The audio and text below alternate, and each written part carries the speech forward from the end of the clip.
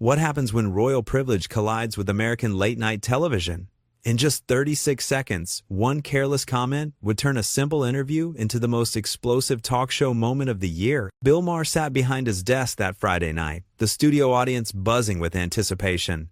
Prince Harry had agreed to appear on the show, a rare move that had entertainment media speculating for weeks. The prince walked out to thunderous applause, waving to the crowd with that signature royal smile. He settled into the guest chair, adjusting his jacket as the cameras zoomed in. "Welcome to the show," Bill said, his tone friendly but measured. "Thanks for joining us tonight." "Happy to be here," Harry replied, his British accent crisp and clear. Bill leaned forward, getting comfortable. "So let's jump right in. You've been living in California for a while now. How are you finding American life?" Harry laughed, but there was something forced about it. "Well, it's different, isn't it? Everything is so big here. Big cars, big houses, big egos." The audience chuckled nervously. Bill raised an eyebrow. "Big egos? That's an interesting observation." "Just calling it like I see it," Harry said, sitting back in his chair with a casual shrug. "Americans love to talk about themselves. It's quite exhausting, really." Bill's expression shifted slightly. The audience went quiet. "That's a pretty broad generalization, don't you think?" "Is it, though?" Harry crossed his legs, his posture radiating confidence. "I mean, look at your entire media landscape. Everyone fighting to be heard, to be seen, to be relevant. It's all rather desperate." "Desperate," Bill repeated slowly, his voice taking on an edge. "That's the word you're going with?" Harry seemed oblivious to the tension building in the room. "I'm just being honest. In Britain, we have a bit more decorum, more class. We don't feel the need to constantly broadcast our opinions to the world." Bill let out a short laugh, shaking his head. "Right, because the British tabloid industry is known for its restraint and dignity." "That's different," Harry said quickly. "The tabloids are one thing. I'm talking about regular people." "Regular people," Bill said, his voice flat. "So the 330 million Americans living their lives are all desperate attention seekers? Is that what you're telling my audience right now?" The crowd began to murmur. Harry shifted in his seat, but he didn't back down. "I'm not saying all Americans. I'm saying there's a cultural difference. You have to admit, the American need for validation is quite pronounced." Bill placed both hands on his desk, leaning forward. "Let me get this straight. You, a prince, someone who was born into wealth and privilege, someone who has never had to work a real job in his entire life, is sitting on my show criticizing Americans for seeking validation?" "Now wait a minute," Harry interjected, his face flushing. "I've worked plenty. I've served my country." "You served in the military, which is admirable," Bill acknowledged. "But let's be real here. You were born with every advantage imaginable. You've never had to worry about paying rent, never had to wonder where your next meal was coming from, never had to send out resumes hoping someone would give you a chance." Harry's jaw tightened. "You don't know anything about my struggles." "Your struggles?" Bill's voice rose slightly. "Your struggles? My audience works 2 jobs to make ends meet. They worry about health care, student loans, keeping a roof over their kids' heads. Those are struggles. What you're describing sounds like inconvenience." "This is exactly what I'm talking about," Harry said, his voice getting louder. "This aggressive, confrontational style. Can't we have a civil conversation?" "We absolutely can have a civil conversation," Bill replied calmly. "But civil doesn't mean I'm going to sit here and let you insult an entire nation of people, including everyone in this room, without pushing back." Harry stood up slightly in his chair, clearly agitated. "I didn't insult anyone. I made an observation." "An observation?" Bill repeated. "Okay, let me make an observation. You came to this country seeking privacy and freedom from the British press. Americans welcomed you. California gave you a home. And now you're sitting here on an American television show, being paid to appear, I might add, telling us all how desperate and classless we are. Does that seem grateful to you?" The audience erupted in applause. Harry's face turned red. "I never said classless. You said we lack class," Bill countered. "That's the same thing. And you said we lack decorum. You're sitting in my studio, on my show, insulting my country while benefiting from all the freedoms and opportunities it provides you." "I think you're twisting my words," Harry said. His voice strained. "I'm using your exact words," Bill shot back. "You said Americans are desperate. You said we have big egos. You said we lack decorum and class. I didn't put those words in your mouth. Harry uncrossed his legs and leaned forward aggressively. Maybe Americans are too sensitive. Maybe that's the real problem. The audience gasped. Bill went very still. Too sensitive. Now we're too sensitive. Yes, Harry continued, digging himself deeper. You can't say anything without someone getting offended. It's political correctness gone mad. Political correctness gone mad, Bill said slowly. That's rich, coming from someone who literally sued newspapers for printing unflattering stories. You, who demanded apologies from journalists. You, who went on international television to complain about how hard your life has been, but Americans are too sensitive? Harry stood up from his chair. I don't have to sit here and be attacked like this. Attacked? Bill remained seated, his voice level. I'm responding to the things you're saying. If you feel attacked, maybe it's because you're realizing how your words sound when someone actually challenges them. This is absurd, Harry said, his hands gesturing wildly. I came here for a conversation, not an interrogation. You came here and immediately started criticizing my country and my audience, Bill replied firmly. What did you think was going to happen? That I'd just nod along and agree with you? Harry pointed at Bill.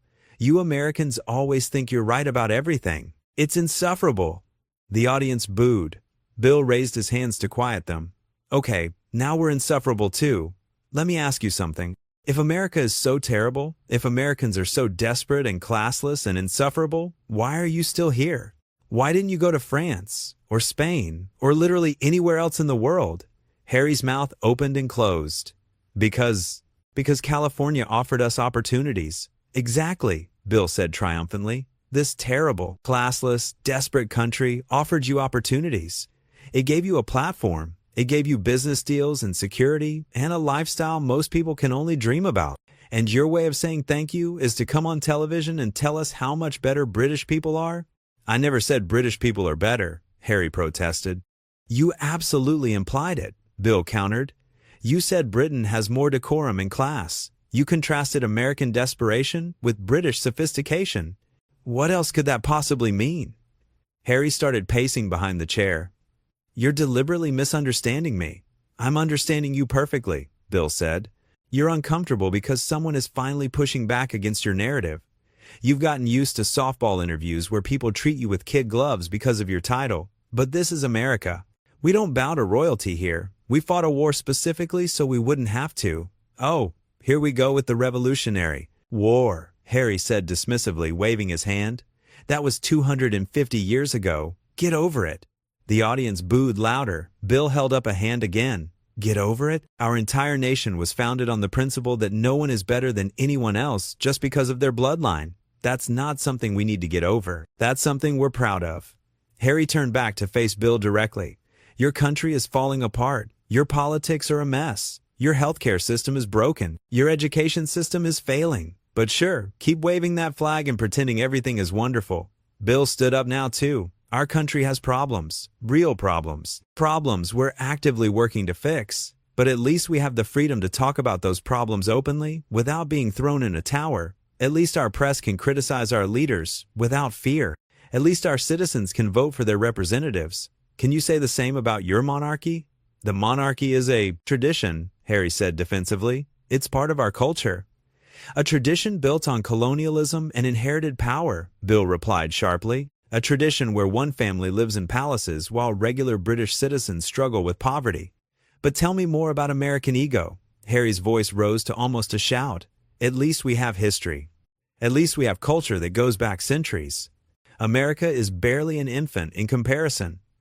An infant that became the most powerful nation on earth in less than 300 years, Bill fired back. An infant that people from all over the world, including you apparently, want to move to. An infant that has shaped global culture, technology, and entertainment.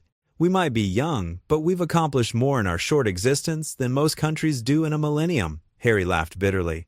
American exceptionalism at its finest. You really believe you're better than everyone else? I never said we're better than everyone else. Bill clarified. I said we don't appreciate being insulted in our own house by someone who chose to move here. There's a difference. Maybe I made a mistake coming to America, Harry said coldly. Maybe you did, Bill agreed.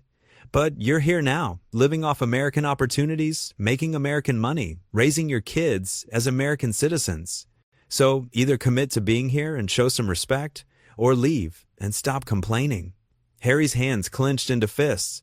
You don't get to tell me what to do. Do you know who I am? The room went silent. Those 6 words hung in the air like a bomb. Bill stared at Harry for a long moment before responding. Yeah, I know exactly who you are. You're a guest on my show who has spent the last 15 minutes insulting my country and my audience. That's who you are right now. I'm a prince, Harry said, his voice dripping with condescension. I'm royalty. You should show me some respect. Bill laughed, a genuine, incredulous laugh. Respect? You want respect? Respect is earned, not inherited. And right now, based on your behavior, you've earned nothing but criticism. Harry stepped toward the desk. How dare you speak to me like this? I could have gone on any show. I chose yours. You should be grateful. Grateful? Bill's voice was sharp now. You think I should be grateful that you came here to trash talk my country? You think that's doing me a favor? I think you're a nobody who got lucky with a television show, Harry spat out. You're a comedian who thinks he's a political expert. It's embarrassing.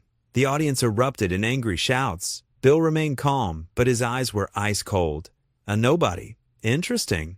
This nobody built a career through actual work.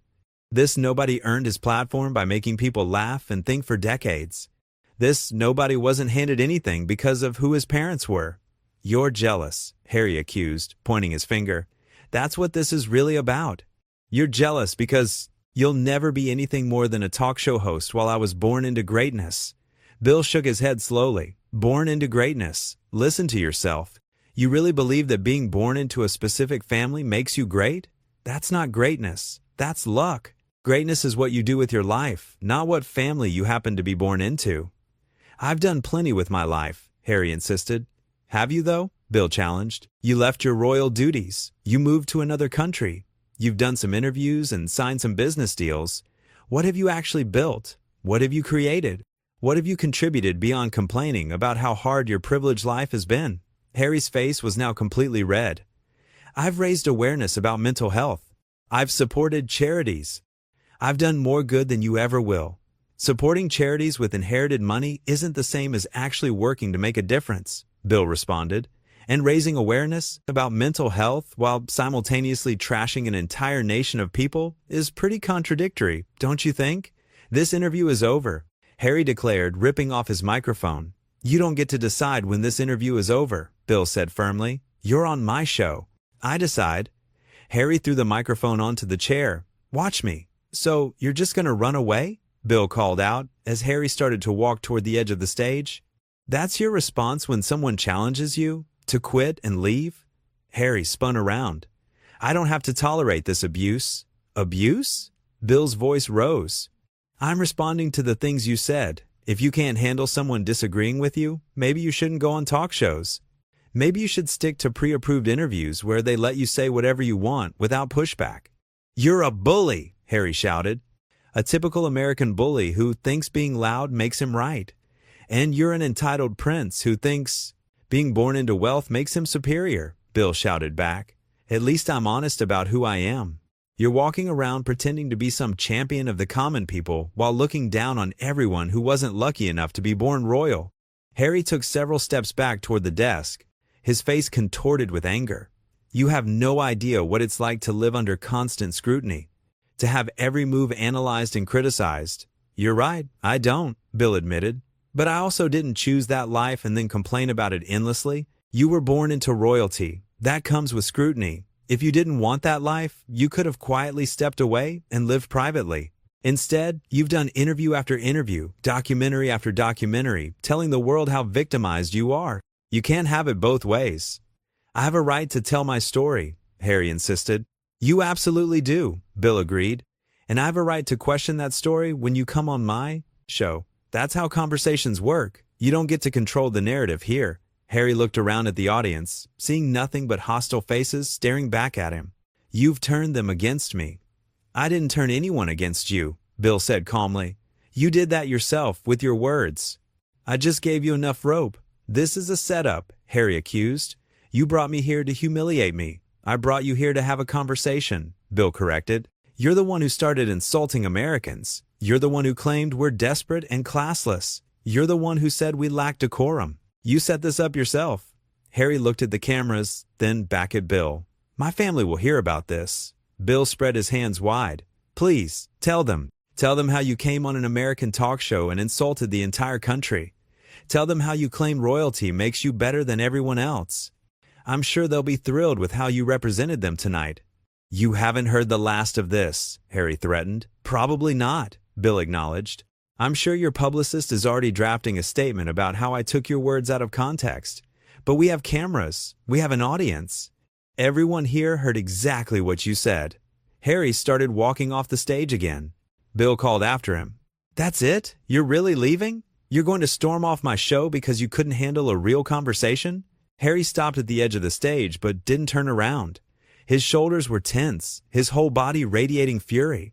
"This is what privilege looks like, folks," Bill said to the audience and cameras. "When someone is so used to people agreeing with them, so used to people bowing and scraping, that they literally can't handle basic pushback, they run away." Harry whipped around one final time. "I feel sorry for you. I really do. You're so desperate to be relevant that you'll attack anyone who comes on your show. It's pathetic." "Pathetic," Bill repeated. "That's what I am. Not the guy who moved to California for privacy and then put out a Netflix series. Not the guy who complained about media attention and then wrote a tell-all book. Not the guy who claimed to want a normal life and then did every high-profile interview available. No, I'm the pathetic one for pointing out the hypocrisy." "Goodbye, Bill," Harry said coldly.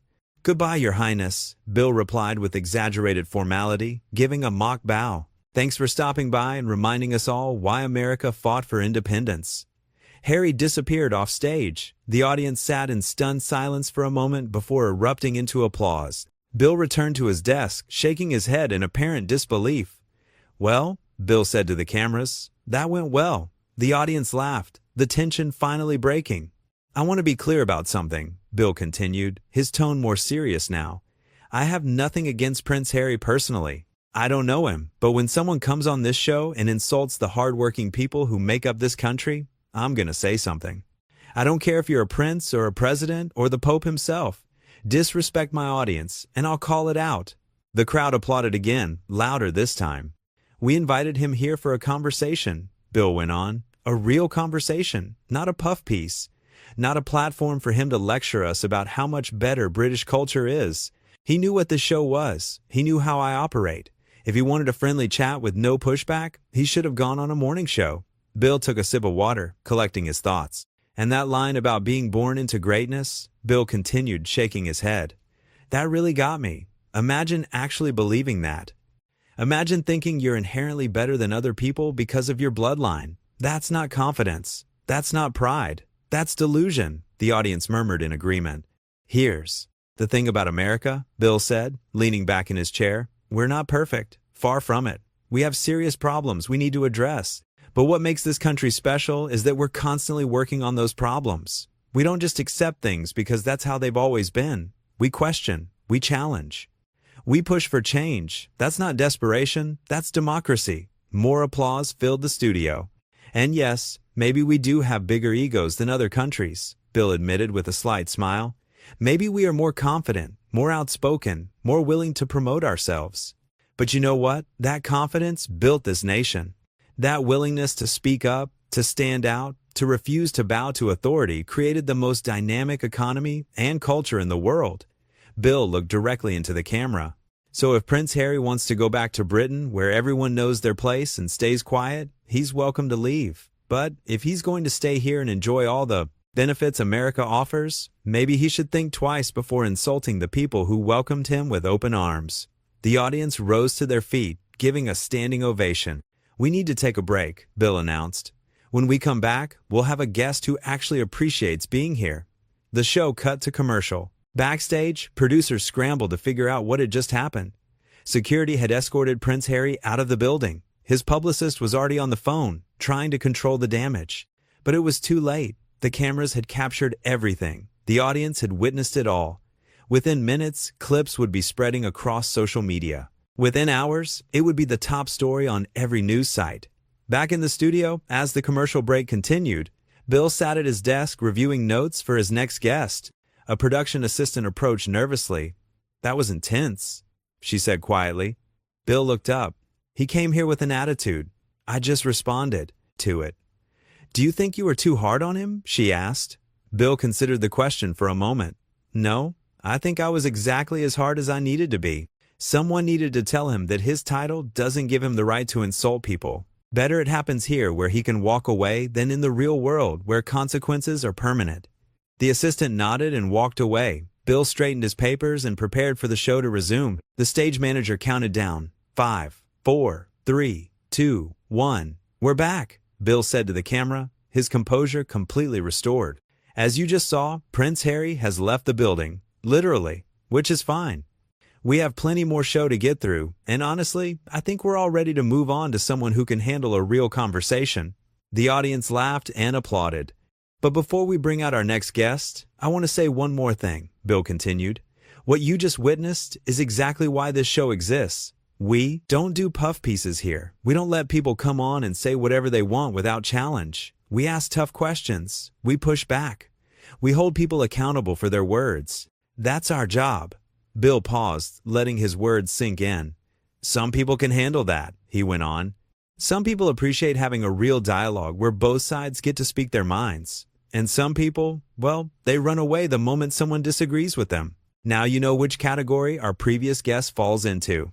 The audience erupted again. Bill smiled and gestured toward the side of the stage. "But enough about that. Let's bring out someone who's actually accomplished something through hard work and talent rather than just being born lucky."